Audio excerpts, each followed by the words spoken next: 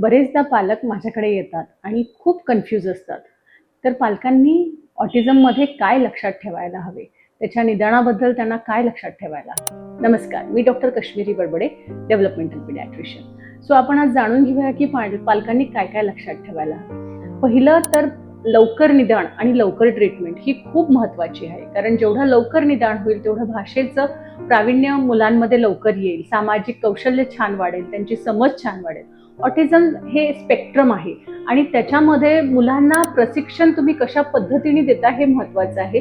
आणि सगळ्यात महत्वाचं म्हणजे प्रत्येक बाळ हे वेगळं वेगळं प्रेझेंट करतं. त्यामुळे तुम्ही या बाळाला हे प्रशिक्षण दिलं तर पुढच्या बाळाला सुद्धा वेगळं प्रशिक्षण किंवा तेच प्रशिक्षण असं नसतं. प्रत्येकाचा इंडिव्हिज्युअलाइज प्लॅन असतो. पालकांचा सहभाग अत्यंत महत्वाचा असतो. पालकांनी जर दैनंदिन क्रियेमध्ये मुलांच्या जर सहभागी झालं तर बऱ्याच प्रमाणामध्ये मुलांमध्ये चांगली प्रगती दिसून येते. मुलांच्या स्ट्रेंथवर लक्ष द्या. स्ट्रेंथ म्हणजे काय? तर काही मुलांचं उत्कृष्ट स्मरणशक्ती असते. काही मुलांना काही वस्तू बघितली, रस्ता बघितला, काही खेळ बघितला की ते खूप छान लक्षात राहतं आणि बरेच वेगवेगळ्या विषयांमध्ये त्यांची आवड असते. तर असे जे काही असते, काही हॉबी असतात, काही खेळ असतात, त्याच्यामध्ये त्यांचं प्रावीण्य असतं. तर हे लक्षात घेऊन, आपल्या बाळाची स्ट्रेंथ लक्षात घेऊन त्यावर तुम्ही काम करायला पाहिजे.